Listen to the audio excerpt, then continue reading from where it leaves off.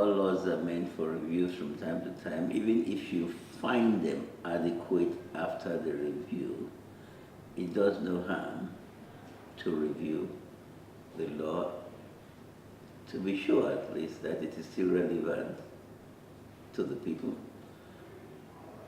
and is still fit for purpose. So I will not say it is not time for review. I'll say, well, if the last review was in 1977, definitely the review at this point would not be unexpected after so many years. That will be 43 years later. We will definitely need one. But some people have to sit down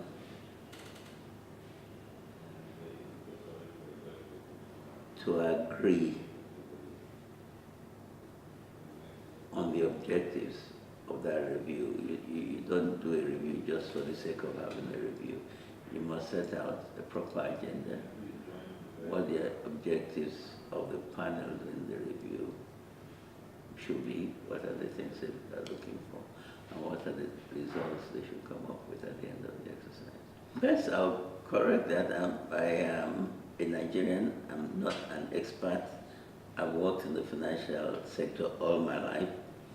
Whether that qualifies me as an expert, I don't know, but I've worked as an advisor all my life in the financial sector. Now, there has been significant improvements in many areas of our financial sector, which does not mean that we've not had problems in a few. But we have made significant progress in many areas, I guess, which is why our economy still stands up. Some people have been working very hard to keep the financial systems going and to make improvements in them by and large.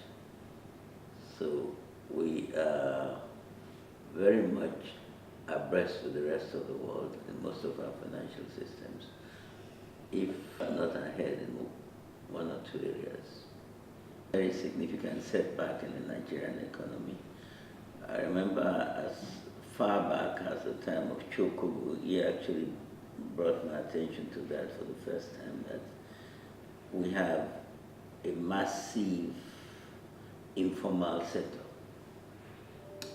Because it's described as informal, those people hardly have any access to any form of credit, but they are a sizable part of our economy. Because it's informal, they cannot walk into a bank easily for credit. But I guess between themselves, they may be able to arrange some credit, but not to a formal organization because they are described as an informal sector. And they constitute the bigger part of our economy. Once you remove the oil sector, these are the people who trade in the markets. Most of them don't have bank accounts and things. They are considered informal because they don't have records of the volume of business they do from day to day. And so they cannot go to a bank and say, I produce about 100 million a year. Would you, on the basis of this, lend me 10 million? Because they're not keeping the records, at least of.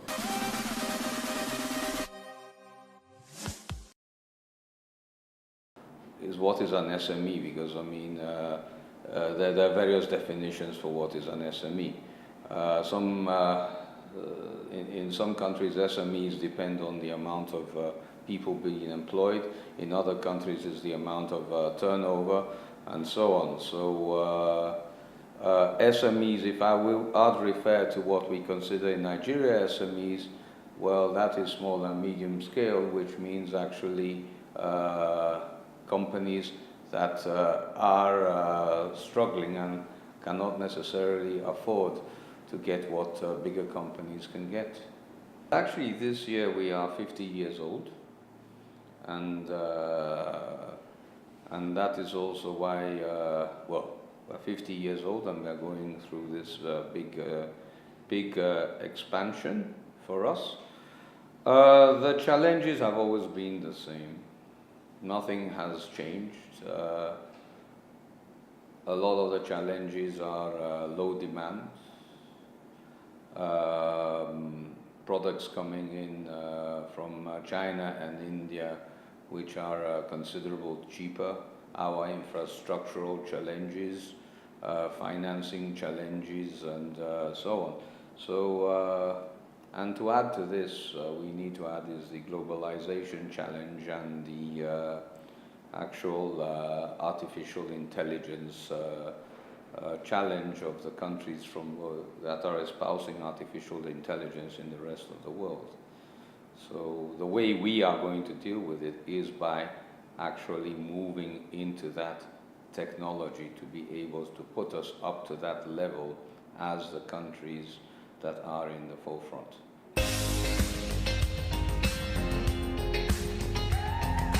Well, one of the big issues in our economy is that there are inconsistent incentives and few incentives. Most countries in the world today are dropping corporate taxation to give incentives. We in Nigeria, we have unofficial taxes, and we are now instituting more and more taxes. We can't move forward that way. There should be something that has to give way, which will absorb the cost of all the inefficiencies, including the infrastructural inefficiencies that we have as a country, including all other financial inefficiencies and so on. That the new government will have to realize. Otherwise, we are not going to make any progress. We've actually seen any positive results. I mean, our expansion, 40% of the cost of our expansion is going to be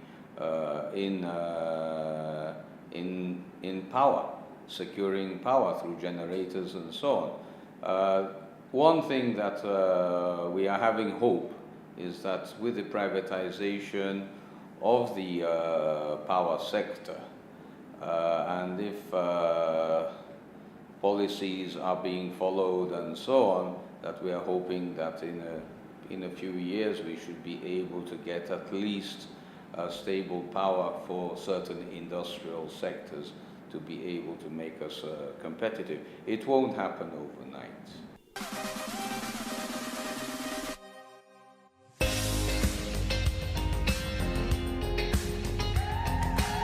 Well, the Nigerian capital market has taken a big flogging, but it has survived. Which, whether anybody likes it or not, whenever you hear the Nigerian factor, the Nigerian capital market has taken a great beating, but in everything, we will always survive. Because Nigeria is a large market. So no sane investor will run away from Nigeria, because Nigeria is a large market, and you always make your niche in the market, as long as you're sure of what you're doing. Over the last year, we have tried to create a small niche in the bonds market, because when the equity market is not doing so well, the federal government introduced the federal savings bond, and in conjunction with the FMDQ, trading in bonds, we've tried to localize it and bring it down for the regular people to take advantage of. So we've created certain products, and we're still working on it. And we hope that by the end of the first quarter, we would have churned out at least 2 or 3 new products on that line. But the truth is that at times like this, what you basically do is hold your cash. Cash is king. We do only what we know. We are quite conservative. I personally, this year will make it 25 years I'm in the market, and I've been very conservative. And you don't put your hands in what you don't know. Don't move with the gang. and you survive. I promise anybody that. Be professional, keep your hands clean, no sharp practices, and you survive.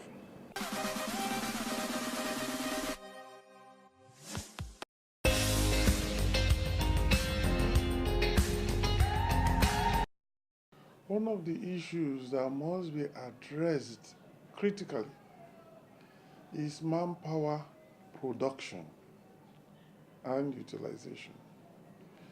If we are not able to produce the right kind of manpower and the right quantities and qualities that the health sector needs, then we are just playing, we have not started.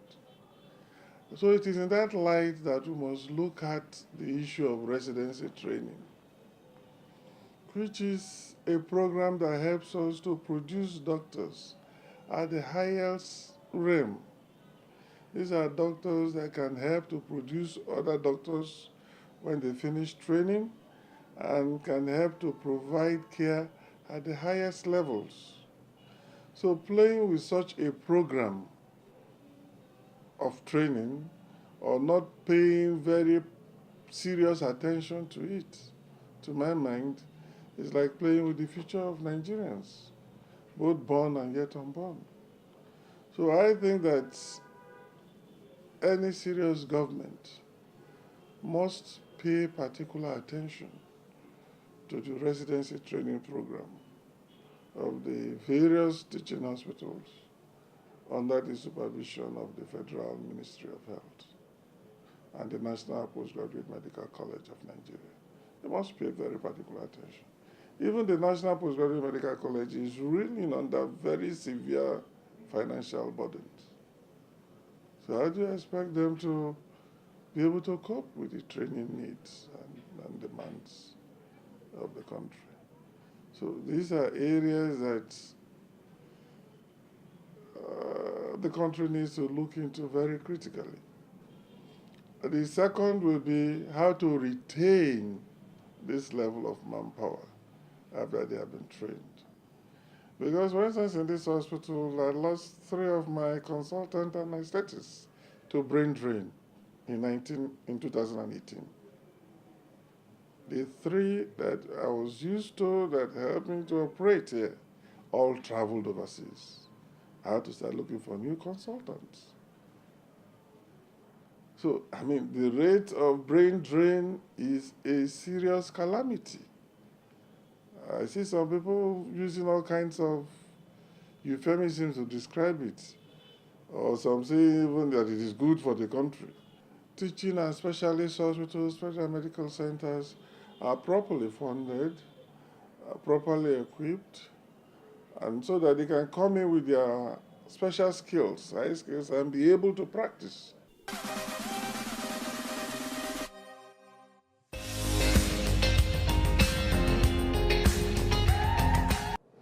People have to be dedicated to their duties. People have to be professionals. And being a professional is carrying out your duties as real professionals. Whatever you are doing, not even whether you're a doctor, an administrator, an engineer, an architect, you are doing it to the best of your ability. Seeing people that have other considerations rather than professionalism. When you think that the University College Hospital Ibadan was built with £500,000 in those days, and that meant that edifice called UCH, the School of Nursing, all the residences, including the clinical students hostel, everything in UCH, even the recreational facilities, were built with £500,000, including the equipment. Now, look at the shoddy contracts that are awarded and the amount of money that is spent to the detriment of the economy. what should happen is people should become alive to their duties, to their professions.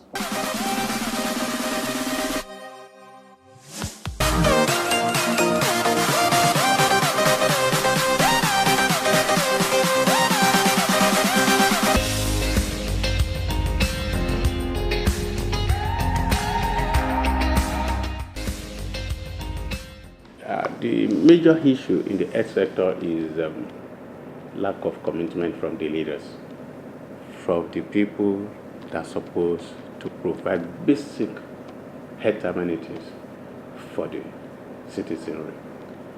We have an issue where government failed to yield to the request of the medical practitioners and paramedicals. Therefore, strike today, strike tomorrow, incessant strike has been a major issue. So 2018 wasn't a good year because of lack of commitment to better health of the citizenry.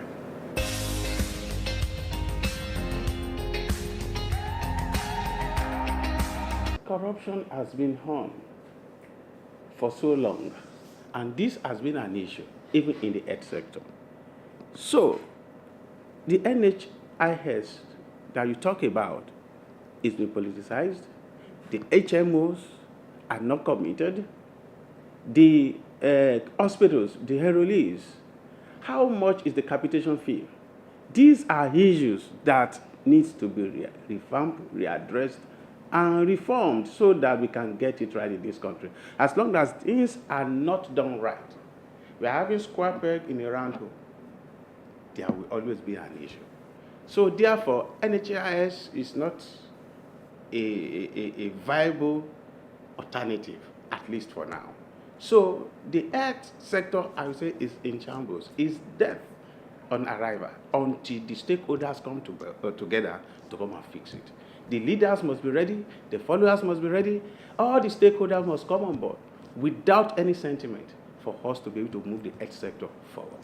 To us, in the private sector, and to even the public sector, the practitioners on the field will tell you that we've not done well.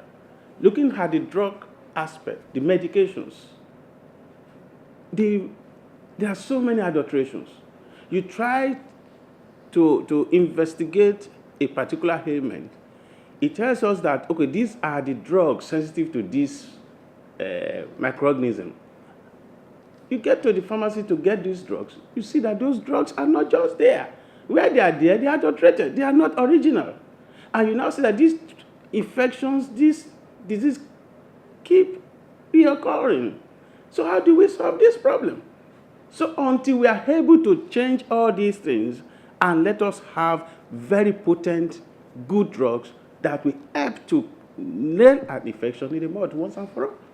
So when we are able to get all that, we say, yes, a healthy nation is a wealthy nation.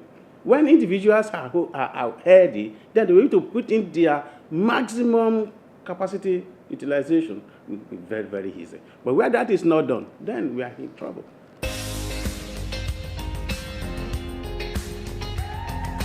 For now, we just came into the new year, and we hope that the year will usher in a very vibrant activities where people will be willing to come and get themselves examined, and in the process get healthier.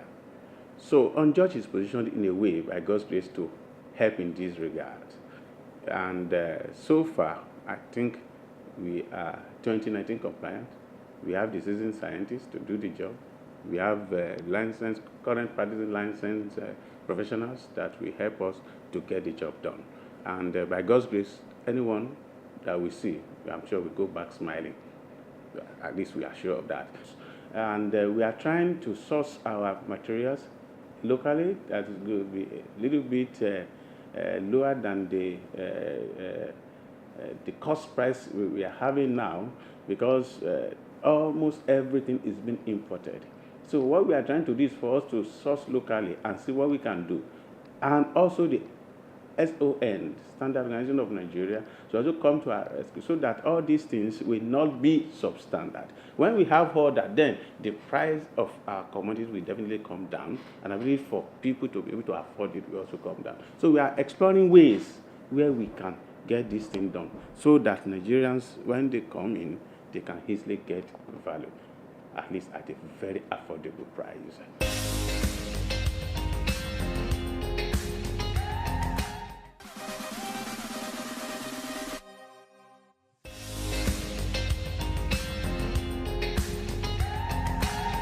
Well, I think you should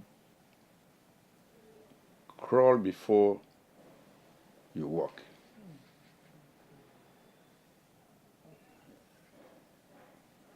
Anybody who wants to walk without crawling while growing up will continue to fall down. That's number one. Number two, I went to university in this country. And when I went to work with international organization, I was not found wanting. We have universities in this place that can produce the best students. Running abroad is not a panacea. Secondly, when you go there, gain experience, and come back, because the greatest opportunity for you to develop is still in this country. Taking a risk, across the desert or on the Mediterranean is foolhardy. It's short-sighted. So if you are determined and you want to succeed, I think the opportunities are much, much higher in this country for you to succeed.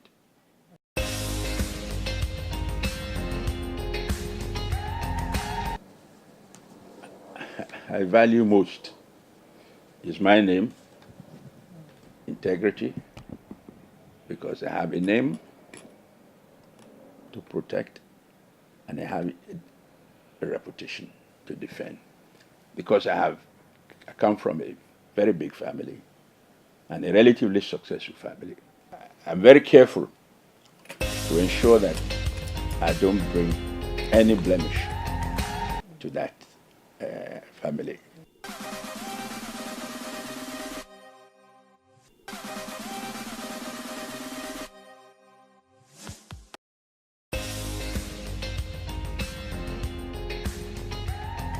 Tech sector witnessed a bit of nosedive because from the backdrop of where we are coming from, and we expected to have done well in terms of improvement in the sector, but with the entire economic meltdown, the recession, so it also affected the healthcare industry. So in summary, we had a bit of nosedive, but we kept our heads above the board and we're still okay.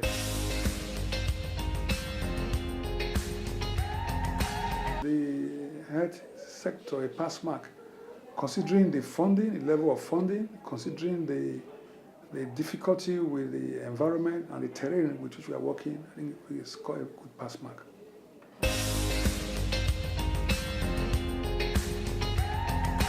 The corruption level is very high in this country, in all sectors, name it. And medical is not separated because it's a microcosm in a macrocosm. The medical sector cannot separate itself from the entire country. And yes, we have doctors that have a high level of integrity. We have plenty of them. But yet you find a few that are the naughty ones. And that's why that happened in the health sector. But thank God for the anti-corruption drive of this present government. So we hope that in a short while we'll clean out all the little bad heads we have in the health sector.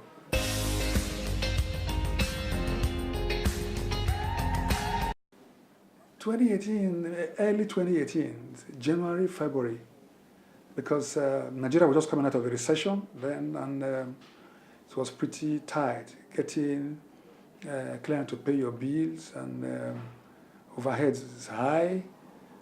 Power wasn't as good as what it is now. Therefore, overhead was very high. diesel consumption, difficulty with having people to put other things together. So we had a challenge 2018, early part, January, February. So we expect to keep growing. We expect to definitely get to greater height. We are on the upward trajectory. We are doing well, and we hope to use that as a stepping stone and move further. We hope to have more clientele, increase our number of equipment, and the discipline we are presently working with. We hope to enlarge our various consultants portfolio and be able to attend to more of our patients and take care of many more specialties at the Divine Medical Center. We want to be the #1 hospital in Lagos.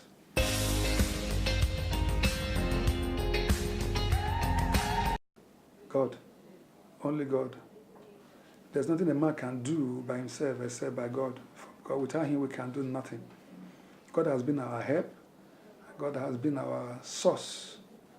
Because, I mean, we just care, but God heals. And if He's with you, then you can succeed. And that is the bottom line of our success. Nothing but God. Nothing of our intellect, nothing of our capacity, but just God. Integrity, we treat as with the fear of God. We believe we have an assignment, and we are here. For me, it's a ministry. This is a medical ministry, and God has endowed us with it, and we have to do it. So we care and believe that God heals.